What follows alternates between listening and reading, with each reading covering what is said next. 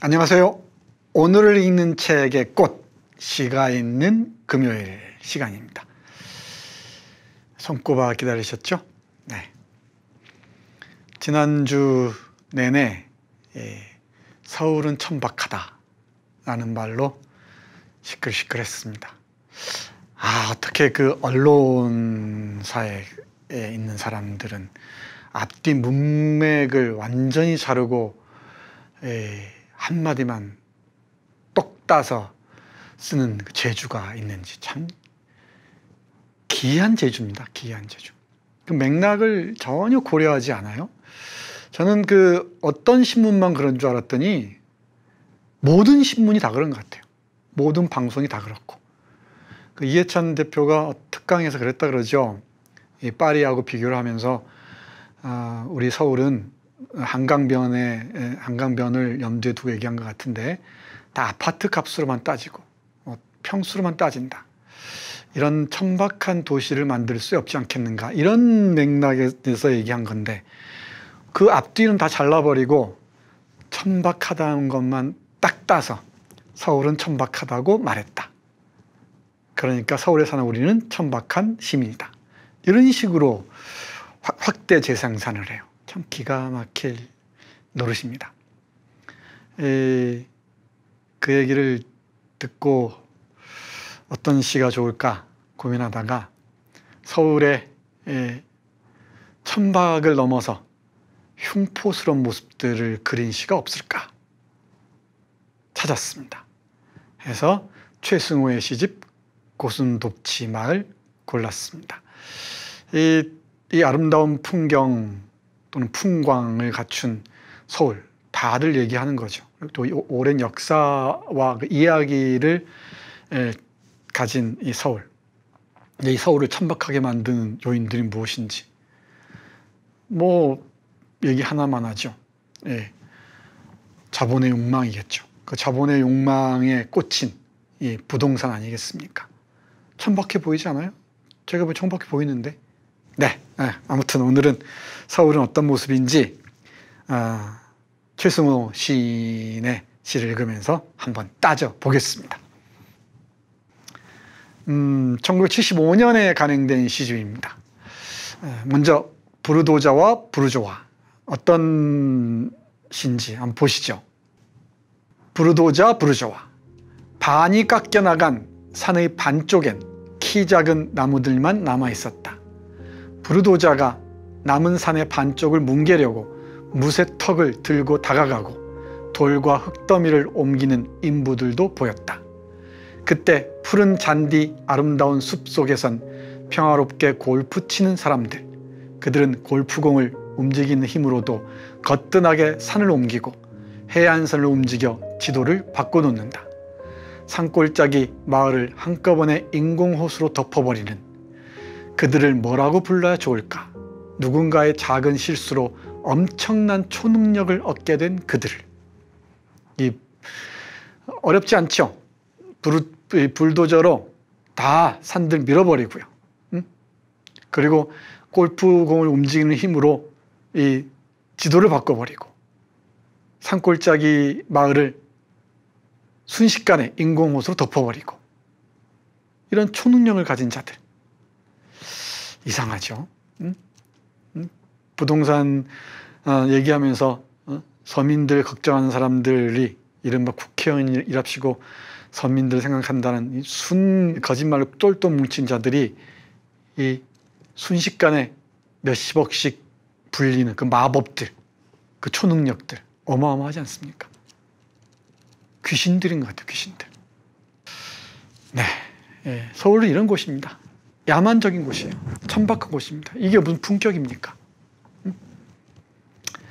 이 정도 하죠. 네, 다음 시 보겠습니다.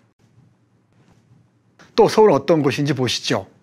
붕붕거리는 풍경이라는 작품입니다. 붕붕거리는 풍경. 너무 많아서 참 다 고를 수가 없었어요. 그래서 몇 편만 어쩔 수 없이 골랐는데 비교적 한눈에 들어오는 시들을 찾았습니다. 그 중에 한 편 더 보겠습니다. 붕붕거리는 풍경입니다. 붕붕거리는 풍경. 바퀴 달린 기계들이 질주하는 아스팔트다. 작은 차들이 큰 차에 대해 공포를 느끼는 아스팔트다. 인간이 쥐처럼 벌벌 떤다. 불어나고 우글적거리고 충돌하며 인간의 피를 먹는 기계들. 전파상의 로큰롤, 자동차의 경적, 귀는 먹먹해지고 소음이 땡빛처럼 들끓는 거리가 붕붕거린다. 붕붕거리는 소리를 조차 뒤질세라 떼지어 붕붕거리며 중고차 시장으로 폐차장으로 고철을 향하여 질주하는 욕망의 바퀴들이다. 아스팔트의 풍경. 중고차 시장으로 폐차장으로 고철을 향하여 질주하는 욕망의 바퀴들이 붕붕거리는 그런 곳입니다. 인간이 쥐처럼 벌벌 떠는 곳이 바로 도시 아스팔트죠. 이런 도시에서 우리는 살아가고 있죠. 이런 그 모습들을 간파해내는 것, 도시의 공포, 도시의 천박한 풍경들, 이 도시가 안고 있는 어두운 지점들을 찾아내는 게 문학자들의 몫이죠. 또 시인들의 촉수입니다.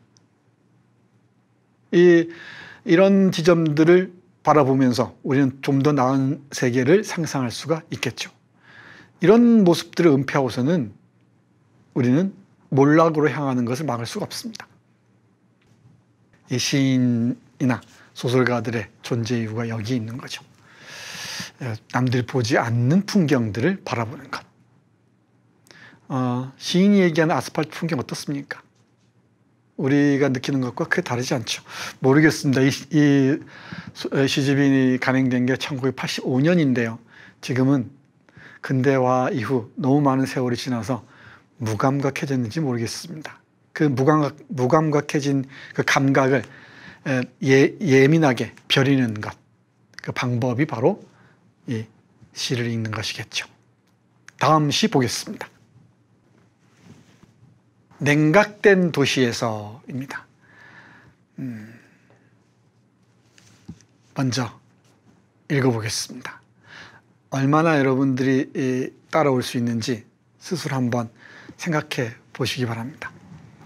냉각된 도시에서 포경선의 작살에 찔린 고래들이 뒤집히며 바다에 피 뿜는 여름날 슈퍼마켓의 문을 열면 냉각된 기류 속의 사물들, 감시 카메라는 머리 위에서 감시의 거울은 여기저기서 나를 비추고 몸값을 거부하는 작은 개들이 우글거리며 바다의 거품을 내뿜고 있다. 하나의 통 속에서 죽어가는 작은 개들, 양파의 웅크림, 멸치대의 침묵, 다듬어진 파와 쑥갓, 냉각된 기류는 소리 없이 흘러다니고 나의 의식은 냉장고 속 죽은 물고기의 차가운 뼈에 닿고 있다. 장바구니를 든 여자들이 상품과 상표 사이를 방황하며 기웃거리는 도시도 슈퍼마켓도 한 척의 상선처럼 소음과 햇빛 속을 가고 있는 여름날, 뼛속에서 시작되는 따뜻한 피, 소용돌이 치는 피의 우주류. 네. 포경선의 작살에 찔린 고래들이 뒤집히며 바다에 피 뿜는, 아마 이게 어떤 슈퍼마켓의 그 광고 간판 그림인 것 같죠? 그 안에 그 문을 열고 들어가면은 그 안에 감시 카메라 있고 감시 거울이 있고 그 안에 작은 개들이 바다에 거품을 내뿜고 있고요. 또 죽어가는 작은 개들 통 속에 있고 양파가 웅크리고 있고 멸치대도 죽어서 있고 말려서 다듬어진 파와 쑥갓이 있고, 그리고 나의 의식은 냉장고 속 죽은 물고기의 차가운 뼈에 닿고 있답니다. 나의 의식이 뼈에서 이제 어디로 가는지 보세요. 이 물고기를 바라보면서 물고기의 그 뼈를 읽는 거죠. 장바구니를 든 여자들이 상품과 상표 사이를 방황하며 기웃거리는 도시도 슈퍼마켓도 한 척이 아니고 한 척의 상선처럼 소음과 햇빛 속을 가고 있는 어느 날 있는 여름날, 뼛속에서 시작되는 따뜻한 피, 뼛속에서 시작되는 따뜻한 피, 소용돌이 치는 피의 우주류. 이 냉각된 도시, 그러니까 슈퍼마켓을 하나의 냉각된 도시로 보는 거죠. 여기에서도 시인은 살아있는 그 따뜻한 피들의 흐름들, 우주처럼, 우주의 흐름처럼 흐르는 생명의 우주의 흐름들을 읽어내고 있는 것입니다. 이 냉각된 수많은 생명들을 통해서, 여기서는 죽은 물고기의 차가운 뼈를 통해서 그 무늬를 읽어내면서 따뜻한 피를 다시 발견하고요. 소용돌이 치는 그 피의 거대한 흐름들을 읽어내고 있습니다. 여러분들은 이 마트에 가시면서 무슨 생각하시는지요? 이런 시를 생각하면서 마트에 가면은 아마 정나미가 떨어질지도 몰라요. 그죠? 그때는 잠깐 기억을 중지시키고 가시면 될 것 같습니다. 네, 다음 시 보겠습니다. 지금 우리는 도시의 풍경을 보고 있는 중입니다. 천박한지 아닌지, 아니면 흉물스러운지 아닌지, 공포스러운지 아닌지, 두려운지 아닌지, 최승호 시인의 시를 통해서 보고 있는 중입니다. 자, 자동 판매기라는 시 보시죠. 이 시 좋습니다. 자동 판매기. 앞에 어떤 마트의 풍경이 그랬듯이 이 자동 판매기도 역시 우리의 삶을 보여주는 하나의 사물이죠. 비유, 메타포라고 할 수 있을 것 같습니다.